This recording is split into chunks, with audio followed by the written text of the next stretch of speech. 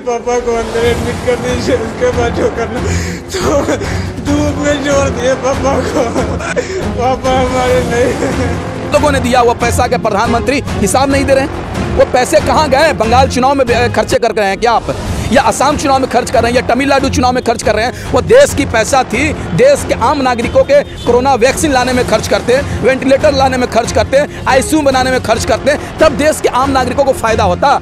अब तो चुनाव में देश की जनता का पैसा चुनाव में लुटा रहे। इन्हीं में से एक डॉक्टर भी अगर उस पूर्व फौजी को वक्त रहते देखने को मिल जाता तो इस माँ के मांग का सिंदूर नहीं उजड़ता। नेता हैं, ये पूरे तरीके से कलाकार हैं। कलाकार का काम क्या होता है? बहुरूपिया का काम क्या होता है?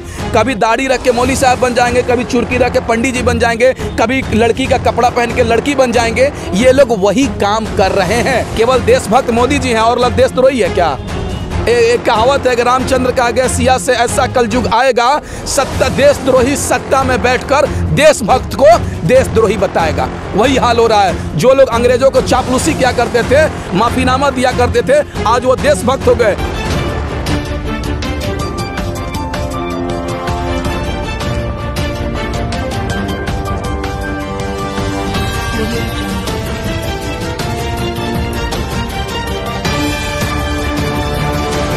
नमस्कार, आदाब। मैं हूं जसीमुल हक। कोरोना का कहर आप देख रहे हैं। आज लगभग 2 लाख से ज़्यादा केस जो कि अभी तक के हिंदुस्तान में जब से कोरोना आया है उसके इतिहास है आज केस।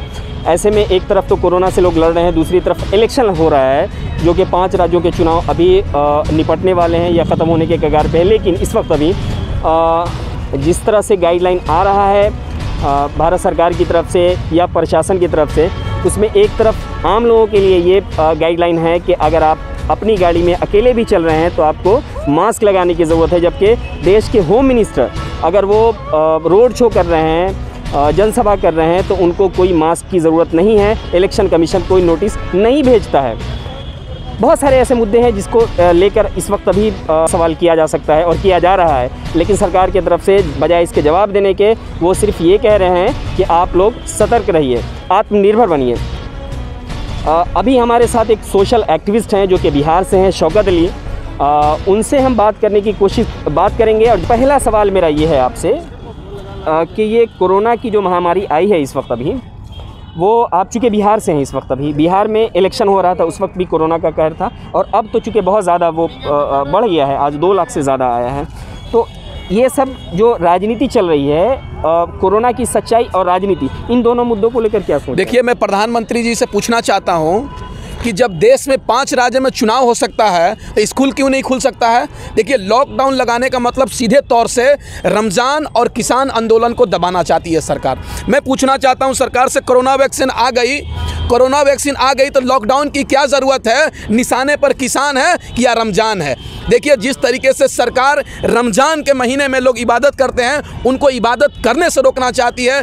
किसान जो अपने हक और अधिकार को लेकर दिल्ली के तमाम बॉर्डरों पर बैठे हुए हैं, ये सरकार सोच रही है कि लॉकडाउन लगाकर उनको घर भेज दें। मैं पूछना चाहता हूं सरकार से, जब देश का गृह मंत्री अमित शाह जी बंगाल और असम में खुली आसमान के नीचे हजारों की संख्या में रोड शो कर सकते हैं, लेकिन हम जब बिना मास्क के रोड पर चलेंगे तो हमको 2000 फाइन हो सकता है, लेकिन गृह मंत्री का नहीं हो सकता है। देश में 2 नीतियां चल रही है।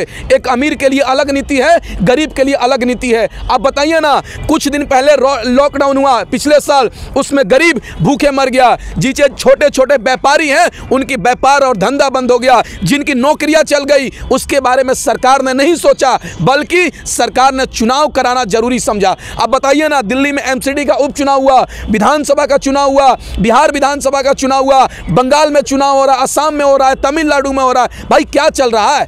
मतलब स्कूल नहीं खुलेगा, बच्चे नहीं पढ़ेंगे, लोग पैसे नहीं कमाएंगे, लेकिन तुम्हारा चुनाव चलेगा। ये सरकार कहीं ना कहीं देश के आम नागरिकों को भूखे मारना चाहती है, देश के तमाम गरीब बच्चों को जाहिल बनाना चाहती है कि जब बच्चे जाहिल रहेंगे, उनके पास नॉलेज नहीं रहेगा, तो सरकार से सवाल नहीं करेगा। मैं एक बात पूछना चाहता हूं, हम लोग दिल्ली में हैं, लेकिन उस जगह पे जाइए जिनके घर में परिवार में एक मोबाइल होता है, उनके बच्चे के पास पढ़ने के लिए लैपटॉप नहीं है, ये एंड्रॉयड मोबाइल नहीं है, ऑनलाइन कैसे पढ़ेंगे? गांव में कैसे पढ़ेंगे? देखिए, ये सरकार पूरे तरीके से देश के आवाम को बेवकूफ़ बनाना चाहती है। ये लग रहा है कि मोदी जी बेवकूफ़ है, नहीं तो देश की जनता को बेवकूफ़ बनाना चाहते हैं। बंगाल में चुनाव में जाते हैं, वहाँ बोलते हैं 2 मई दीदी गई, दिल्ली आते कहते हैं 2 गज दूरी मास्क से जरूरी। अरे भाई तुम कैसे बदलते हो भाई। एक बात सुन लीजिए, ये सरकार कहीं ना कहीं देश के आम नागरिकों के खिलाफ है। ये अडानी और अंबानी की सरकार है, ये गरीबों के बारे में कभी नहीं सोच सकती है। आप एक बताइए ना, कार में अकेले बैठते हैं तो आपको मास्क लगाना जरूरी है, लेकिन आप हजारों की संख्या में रैली करेंगे, वहाँ मास्क कोई जरूरी नहीं है। भाई आप जिस तरीके से देश में चल रहा है, भारतीय जनता पार्टी की बिहार में सरकार है। मैं एक छोटा सा एग्जांपल देता हूं, NMCH जाइएगा, पटना में एक बड़ी हॉस्पिटल है, लेकिन वहां पर पूर्व जवान, पूर्व सैनिक, उसको जब कोरोना पॉजिटिव हो जाता है तो NMCH पटना पहुंचता है इलाज कराने के लिए, तो वहां पर डॉक्टर जो बिहार के स्वास्थ्य मंत्री हैं मंगल पांडे के स्वागत में गेट पर 1.5 घंटा खड़े रहते हैं, लेकिन उस मरीज का इलाज नहीं करते हैं। इलाज के अभाव में वो मर जाता है, लेकिन यह सरकार कह रही है टीका उत्सव मनाओ। अरे भाई उत्तर प्रदेश में आपने देखा होगा, एक साथ सैकड़ों की संख्या में जनाजा को शमशान घाट में जला दिया गया। क्या टीका उत्सव मनेगा? टीका उत्सव मनेगा? ये सरकार क्या चाह रही है हमको पता नहीं चल रहा है। ये लग रहा है सत्ता में बैठने वाले लोग ये नेता अभिनेता नेता नहीं है, ये लोग कलाकार हैं जो कलाकारी कर रहे हैं, देश की जनता को गुमराह कर रहे हैं। देश की जनता ये सरकार के खिलाफ उतरना पड़ेगा, नहीं तो ये सरकार गुलाम बनाना चाहती है आपको। एक बात सुनिए ना, मास्क क्यों पहनाना चाहती है? गरीबों को इसलिए मास्क पहनाना चाहती है कि लोग मुंह से बोले नहीं, सरकार का गुलाम बन जाए और सरकार से डरे। लेकिन सरकार को हम लोग उखाड़ फेंकेंगे। जो सरकार गरीब के बारे में नहीं सोचेगी वो सरकार देश में राज नहीं करेगी। लेकिन शौकत साहब आप तो बिहार से आते हैं, मुझे ये बताइए कि ये सारा का सारा सेंट्रल गवर्नमेंट की जिम्मेदारी नहीं होती है, स्टेट गवर्नमेंट की भी रिस्पॉन्सिबिलिटी होती है। तो आप बिहार से हैं, बिहार सरकार क्या कर रही है? देखिए बिहार में लगभग 20 साल 15 साल से बिहार के मुख्यमंत्री नीतीश कुमार हैं 2005 से, और भारतीय जनता पार्टी के नरेंद्र मोदी जी की पार्टी से गठबंधन में है। लेकिन फिर भी बिहार की स्थिति इतनी खराब है कि बिहार में लोग इलाज के अभाव में मर जा रहे हैं। वहाँ पर ऐसी स्थिति है कि लोग पढ़ने के बाद दिल्ली मुंबई आते हैं रोजगार के लिए। अगर बिहार में कल कारखाना खुल गया रहता तो क्या बिहार के बच्चे पढ़ने के लिए मुंबई कोटा नहीं जाते? अगर बिहार में अच्छी यूनिवर्सिटी और कॉलेज खुल जाती तो बिहार के बच्चे दिल्ली और राजस्थान कोटा पढ़ने के लिए नहीं जाते हैं। बिहार सरकार ने 15 साल 20 साल में एक सुई का भी कारखाना नहीं खोला। आप बताइए एक कोई बड़ी हॉस्पिटल का नाम बता दीजिए जिन्होंने बिहार में नीतीश कुमार ने 15 साल में खोला हो। नहीं, ये जो बिहार के नेता हैं वो बिहार के आम नागरिक के बारे में नहीं सोच रहे हैं। जो देश के नेता हैं देश के आम नागरिक के बारे में नहीं सोच रहे हैं, ये सोच रहे हैं कि हम कैसे सत्ता में बने रहें। ये सीट की राजनीति कर रहे हैं, अपनी मतलब पावर की राजनीति कर रहे हैं, आम आवाम के बारे में नहीं सोच रहे हैं ये लोग। आप देख लीजिए ना, Darbhanga medical college and hospital, Darbhanga Mithila का एक बड़ा हॉस्पिटल नामी है, वहाँ पर 2 मंत्री हैं भारतीय जनता पार्टी का, लेकिन एक इलाज के अभाव में कूड़े में फेंक दिया गया था एक आदमी को। भाई क्या चल रहा है देश में? ये देश में चल क्या रहा है? कदे आप जाइए ना, ये सरकार बार बार यही, केजरीवाल अपने आप को बहुत बड़ा सेकुलर लीडर बनते हैं। इन्होंने पिछले साल कहा था कि तबलीगी जमात पर केस बुक होना चाहिए, मौलाना साद साहब को गिरफ्तार करना चाहिए, लेकिन क्या हुआ? तबलीगी जमात को बदनाम किया गया था। ये जो केजरीवाल है ये भी खाकी चड्डी अंदर पहनता हुआ, ये भी RSS का आदमी है। आज लॉकडाउन लगा दिया कि आप फ्राइडे को रात से लेकर संडे तक होगा, ठीक है मानते हैं, लेकिन कोरोना वायरस का समाधान लॉकडाउन नहीं है। आपको वैक्सीन देना पड़ेगा हर आम नागरिक को, जो 10,000 5,000 पैसे लेके दे रहे हैं। गरीब मजदूर, ठेला चलाने वाला, खोलचा चलाने वाला, छात्र, महिला, पुरुष, सबको फ्री में वैक्सीन देना पड़ेगा। वेंटिलेटर बढ़ाना पड़ेगा, ICU बढ़ाना पड़ेगा, तब जाकर लोग बचेंगे। कहानी बनाने से लोग का इलाज नहीं होगा।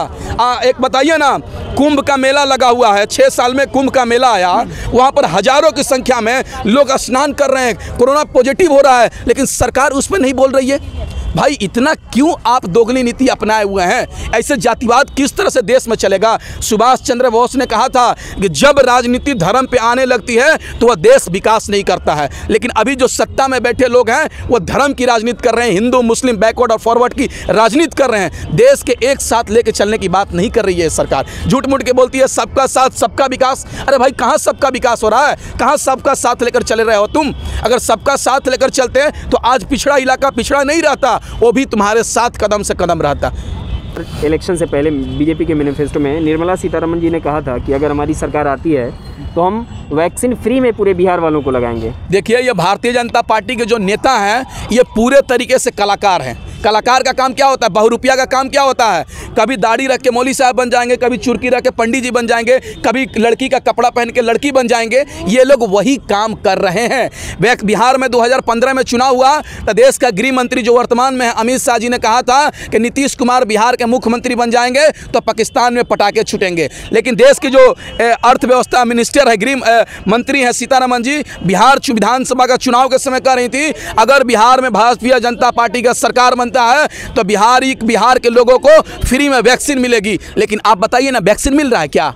वैक्सीन मिल रहा है? ये सरकार भी बोली थी कि गरीबों को 15-15 लाख रुपए खाता में देंगे, युवाओं को हर साल रोजगार देंगे, महिलाओं को सुरक्षा देंगे, महंगाई कम करेंगे, देश की आर्थिक हालात को सही करेंगे, जीडीपी जो माइनस में चल रहा है जीडीपी को बढ़ाने का काम करेंगे। यही सरकार कहती थी बहुत हुआ डीजल पेट्रोल की मार, अब की बार मोदी सरकार, बहुत हुआ युवाओं पर अत्याचार, अब की बार मोदी सरकार। वही सरकार 100 रुपये पेट्रोल बेच रही है, वही सरकार 90 रुपये डीजल बेच रही है और 900 रुपये सिलेंडर बेच रही है। ये सरकार के कह दिए तो दिए, ये सरकार पे भरोसा हम नहीं कर सकते हैं। ये सरकार झूठी सरकार है, ये फ्रेब सरकार है, ये अडानी और अंबानी की सरकार है। तो ये तो कोरोना तो चूँकि सिर्फ इंडिया में नहीं है, ये तो पूरी दुनिया में महामारी आई हुई है। हॉस्पिटल या बेड की कमी है, एक मान रहा हूँ मैं इस चीज़ को कि है, ये बड़ा मुद्दा है, लेकिन ये पूरे के पूरे तौर से इंडिया में बेस्ड है, तो ऐसा तो नहीं है, ये पूरी दुनिया में ये महामारी फैली है। एक बात आपको भी पता होगा, आप पत्रकार हैं, हमसे ज़्यादा नॉलेज होगा आपको, दुनिया में सबसे ज़्यादा दूसरे स्थान पे भारत में मरीज हो गया। लेकिन जब कोरोना वैक्सीन जहाँ से शुरुआत हुआ, कोरोना जहाँ से शुरुआत हुआ, वह देश अपने आप को संभाल लिया। जिस देश में हजारों की संख्या में मरीज नहीं थे, उस देश में करोड़ों की संख्या में मरीज हो गए। ये सरकार अगर समय रहते फ्लाइट को, अंतर्राष्ट्रीय फ्लाइट को रोक देती तो ये देश के लोग भूखे नहीं मरते हैं। अरे हेलीकॉप्टर एरोप्लेन वाले लोग बीमारी लाएं, लेकिन गरीब लोग भूखे मर रहे हैं। गरीब लोग भूखे मर रहे हैं इस कोरोना वैक्सीन में, कोरोना के नाम पर। आप बताइए ना, अमीर लोगों को क्या दिक्कत है? गरीब को तो परेशानी है, गरीब के बारे में कोई नहीं सोच रहा है, लेकिन ये सरकार अमीरों के बारे में सोच रही है। एक बात समझ लीजिए कि अगर सरकार चाहती, आप बताइए 20 में जब लॉकडाउन लगा था, लॉकडाउन खुल गया, उसके बाद सरकार ने कितने वेंटिलेटर का इंतजाम किया, कितने बेड का इंतजाम किया, कितने नई नई हॉस्पिटलें बनाई, जिसमें अगर कोरोना फिर बढ़ जाएगा, लाखों की संख्या मरीज आ जाएंगे तो हम उनको इलाज कर सकेंगे। लेकिन सरकार ने नहीं किया। एक बात समझिए, लॉकडाउन इसलिए लगाया जाता है कि सरकारी जो सुविधा कमी है उसको बढ़ाया जा सके। लेकिन ये सरकार तो लॉकडाउन लगाई मज़े लेने के लिए, रंगलेलियाँ मनाने के लिए, मौज मस्ती करने के लिए। आप बताइए ना, लोगों ने पीएम फंड केयर में चंदा दिया, पैसे लोगों ने अपने खर्ची काट कर, पेट काट कर, पढ़ाई, छात्र, नौजवान, महिला, गरीब सब लोगों ने दिया। वो पैसा के प्रधानमंत्री हिसाब नहीं दे रहे हैं। वो पैसे कहाँ गए? बंगाल चुनाव में खर्चे कर रहे हैं क्या आप, या असम चुनाव में खर्च कर रहे हैं, या तमिलनाडु चुनाव में खर्च कर रहे हैं? वो देश की पैसा थी, देश के आम नागरिकों के कोरोना वैक्सीन लाने में खर्च करते, वेंटिलेटर लाने में खर्च करते, आईसीयू बनाने में खर्च करते, तब देश के आम नागरिकों को फायदा होता। अब तो चुनाव में देश की जनता का पैसा चुनाव में लुटा रहे हैं। ये सरकार के बारे में क्या कहें हम? राहुल गांधी ने बहुत अच्छी बात कही थी कि ये सरकार हम दो और हमारे दो की है, रंगा बिल्ला की सरकार है। अब बताइए ना, हर कंपनियां बिक रही है, लेकिन अडानी और अंबानी और रामदेव बाबा के कंपनियां केवल आगे बढ़ रही है। कोई है क्या? मोदी जी और अमित शाह के अलावा किसी का सरकार में चलता है क्या? ये सरकार कहीं ना कहीं अहंकार, घमंड में चूर हो चुकी है। किसान लगभग 4 महीने से खुली आसमान के नीचे आंदोलन कर रहा है, उसको कोई सुनने को तैयार नहीं था। यही दिल्ली में हमारी माँ बहनें एनआरसी के खिलाफ, एनआरसी और सीए और एनपीआर के खिलाफ देश के हर हिस्से में धरना प्रोटेस्ट कर रही थी, तो उस समय कहा जा रहा था ये लोग पाकिस्तान परस्त हैं। आज किसान, अन्नदाता जब सड़क पर हक और अधिकार के लिए बैठा हुआ है तो ये खालिस्तानी हो गया क्या? केवल देशभक्त मोदी जी हैं और लोग देशद्रोही है क्या? एक कहावत है कि रामचंद्र कहा गया, सिया से ऐसा कलयुग आएगा, सत्ता देशद्रोही सत्ता में बैठकर देशभक्त को देशद्रोही बताएगा। वही हाल हो रहा है। जो लोग अंग्रेजों को चापलूसी किया करते थे, माफीनामा दिया करते थे, आज वो देशभक्त हो गए। जिसके बाप दादा ने इस देश को आज़ादी दिलाने के लिए फांसी को, फंदे को चूम लिया, अशफाक उल्लाह खान, भगत सिंह ने, आज उसके वंशज, उनके परिवार के लोग खालिस्तानी और पाकिस्तानी हो गए, आतंकवादी हो गए। ये शौकत अली थे हमारे साथ, सोशल एक्टिविस्ट, जो चुनाव और कोरोना को लेकर अपनी राय रख रहे थे। हमारे साथ बने रहिए अगले और नए वीडियो के लिए। शुक्रिया, थैंक यू फॉर नाउ।